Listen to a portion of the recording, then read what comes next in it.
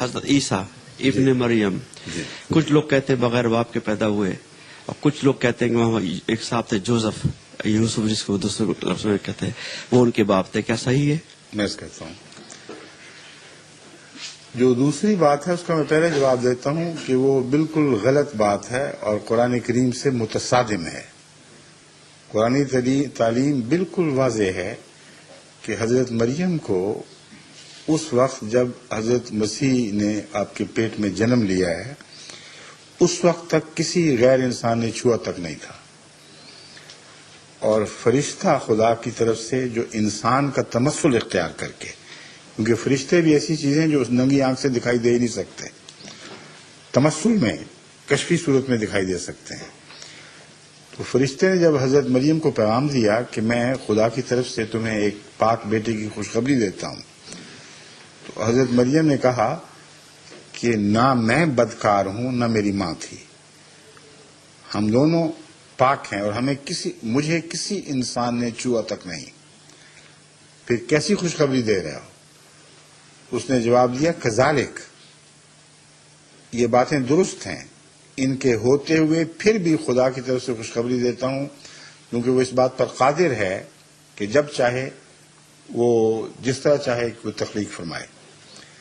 اس لیے دوسرے سوال کا جواب میں پہلے دیتا ہوں کہ یہ بات بالکل غلط ہے، یہ مدافعانہ پالیسی ہے. لوگوں سے ڈرتے ہیں لوگ کہ سائنسدان اور دنیا کے دوسرے لوگ جو ان باتوں کو مانتے نہیں وہ قرآن نے غلط بات لکھ دی ہے، تو اپنی طرف سے قرآن کے دفاع میں قرآن کا اعتماد ہی اٹھا دیتے ہیں، جو بالکل غلط اور ناجائز بات ہے.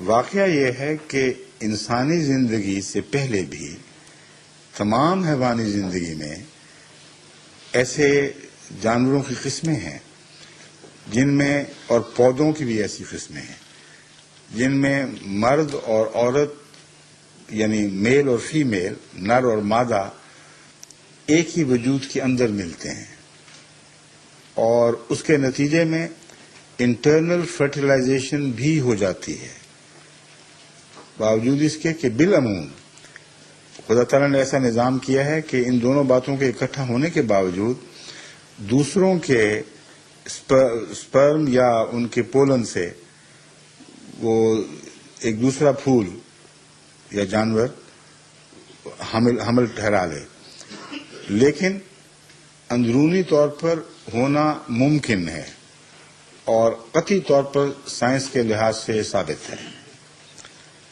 انسانی زندگی میں بھی ایسے شواہد حکماء کو، تمام سائنسدانوں کو مسلم ہیں، بلکہ عامت الناس بھی اس سے واقف ہیں کہ سیکس کی تبدیلی کی خبریں چھپتی رہتی ہیں. یعنی ایک مرد کو عورت بنا دیا ڈاکٹروں نے آپریشن کر کے، یا عورت کو مرد بنا دیا. سوال یہ پیدا ہوتا ہے کہ کیا ان میں طاقت ہے کہ مرد کو عورت بنائیں اور عورت کو مرد بنائیں؟ عامت الناس نہیں سمجھتے اس بات کو.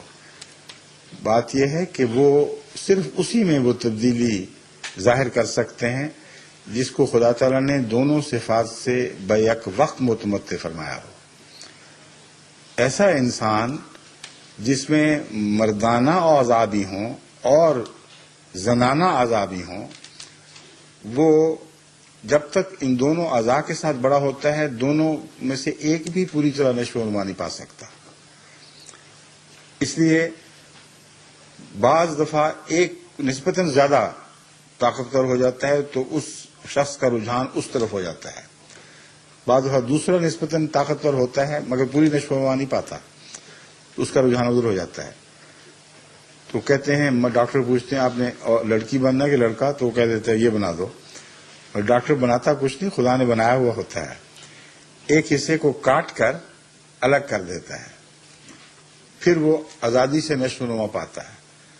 مگر سائنسدان یہ تسلیم کرتے ہیں کہ دونوں کا بلوغت تک پہنچنا اور ایکٹیویٹ ہونا ناممکن نہیں ہے،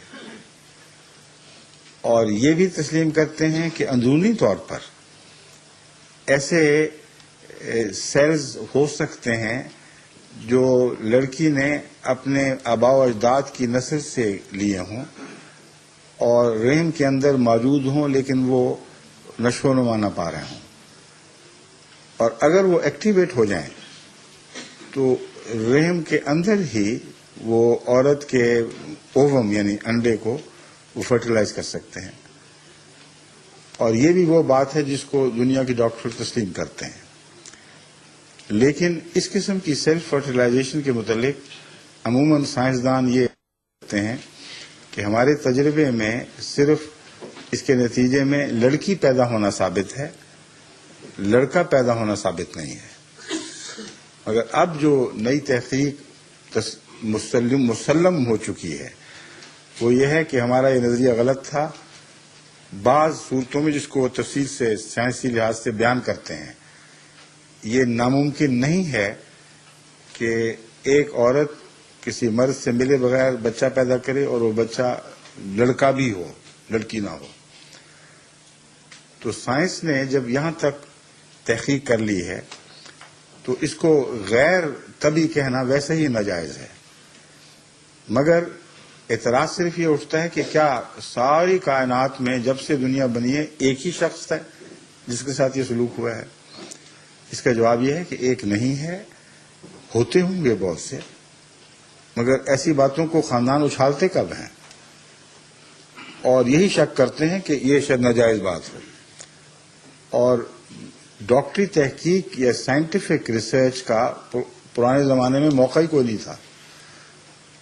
یہ ترقی کرتے کرتے اب اس مقام پہ پہنچی ہے کہ گہرے مطالعہ کے بعد، ان کے جینیٹک سیلز کے مطالعے کے بعد، ان کے D N A R N A کو دیکھتے ہوئے یہ دیکھ سکیں کہ واقعتاً یہ لڑکی کماری تھی یا کسی غیر مرد سے ملی تھی.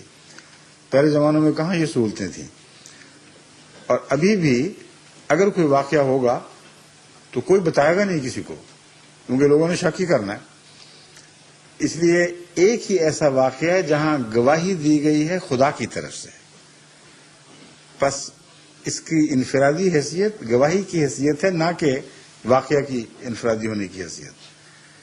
یہ ہو سکتا ہے تو ہوا ہے، لیکن تصرف الہی کتابیں ایسا ہوا. اور اس قرآن کریم کا ساری دنیا پر یہ احسان ہے کہ ایسی بچیوں کو الزام سے پاک کر دیا جو یہ اصرار کریں اور خدا کی قسم کھا کے گواہی دیں کہ ہم پاک ہیں.